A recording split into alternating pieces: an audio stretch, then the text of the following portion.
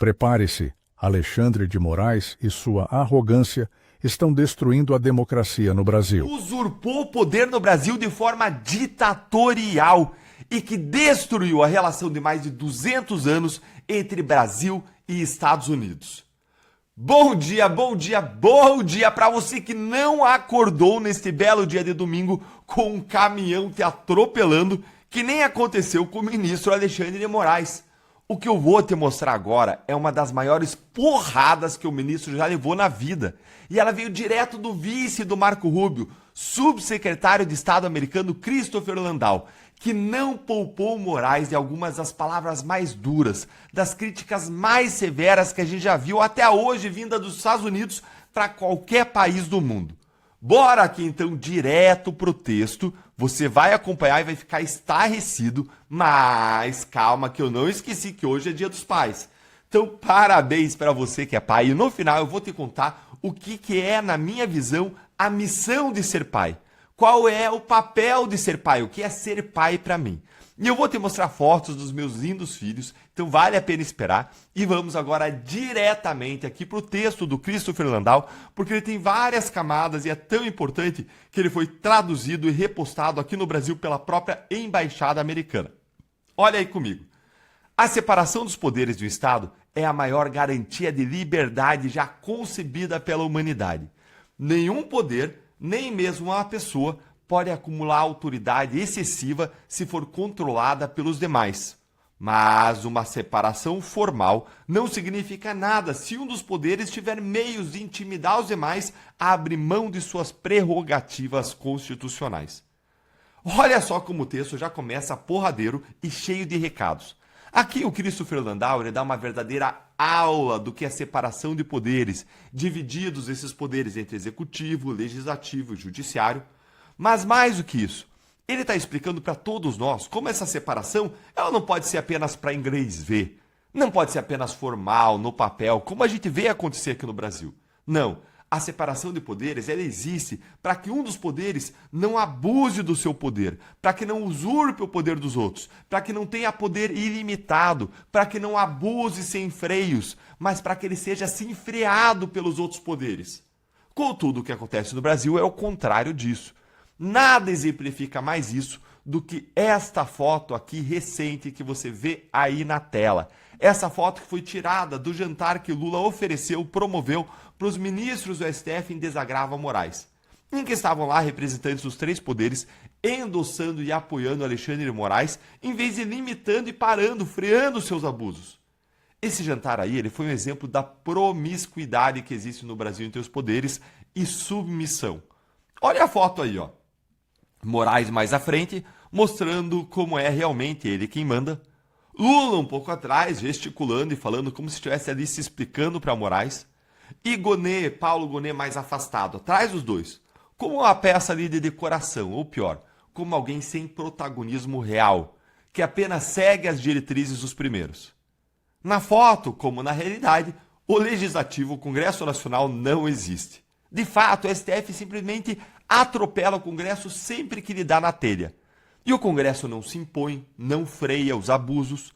E o Lula também atropela o Congresso com a ajuda do STF sempre que ele quer. É um Congresso inexistente. Essa aí é a representação perfeita da distorção da nossa separação de poderes sobre a qual o Landau está falando que existe aqui no Brasil. A gente tem dezenas de outros exemplos que nós poderíamos trazer, mas vamos ficar só com esse aqui e vamos aqui, bora seguir na leitura. O que está acontecendo agora no Brasil ressalta esse ponto. Um único ministro do STF usurpou o poder ditatorial ao ameaçar líderes dos outros poderes ou suas famílias com detenção, prisão e outras penalidades. Presta atenção nessas palavras. Usurpou poder ditatorial. Gente, não se engane, essas fortíssimas, pesadíssimas palavras do Landau têm apenas um significado. O Brasil virou uma ditadura judicial. Ele afirmou categoricamente, com todas as letras, que Moraes usurpou, se arrogou, tirou dos outros poderes e pegou para si um poder ditatorial no Brasil. E olha que piora. Essa pessoa destruiu a relação histórica de proximidade entre Brasil e Estados Unidos, ao tentar, entre outras coisas, aplicar extraterritorialmente a lei brasileira para silenciar indivíduos e empresas em solo americano. Ou seja, Moraes sozinho, segundo Landau, destruiu não só abusando no Brasil, mas se arrogou a abusar também em relação a coisas lá dos Estados Unidos e assim destruiu a relação histórica de amizade entre Brasil e Estados Unidos, que tem mais de 200 anos.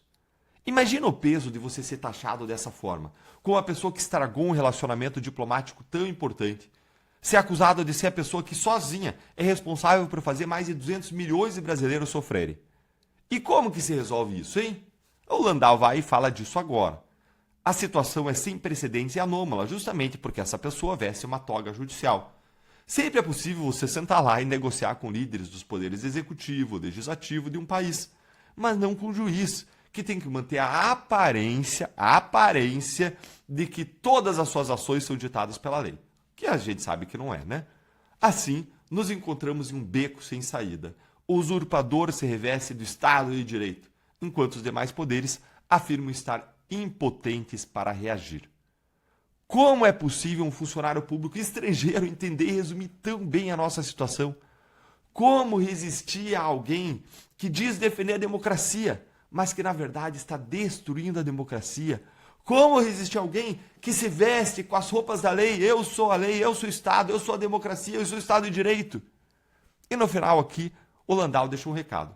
Se alguém conhecer um precedente na história humana em que o único juiz não eleito tem assumido o controle do destino da sua nação, por favor avise. Nós queremos restaurar nossa amizade histórica com a grande nação do Brasil. Eu também não conheço. Se alguém conhecer, escreve aí nos comentários, porque a gente precisa saber um único exemplo. O que parece é que nós estamos sendo pioneiros no atraso, pioneiros nessa desgraça. E agora que já falou de desgraça, vamos falar sobre a graça, sobre o privilégio que é ser pai. Em homenagem a você que é pai, eu vou te dizer o que eu entendo como o que é a minha missão como pai.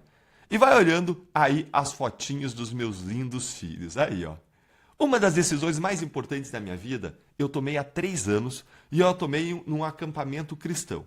Foi a decisão de não delegar a criação dos meus 3 filhos nem para a escola, nem para a igreja. Eles frequentam ambas, é claro, eles vão para a igreja, eles vão para a escola, mas, e nessa manhã, aliás, a gente está indo agora para a igreja, mas a responsabilidade de criar os filhos não é delas, não é nem da escola nem da igreja, é minha. E eu decidi assumir a responsabilidade que é de fato minha. Por isso, eu passei a fazer uma mentoria semanal a cada domingo. Se você gostou desse corte, assista o vídeo completo. Link na descrição.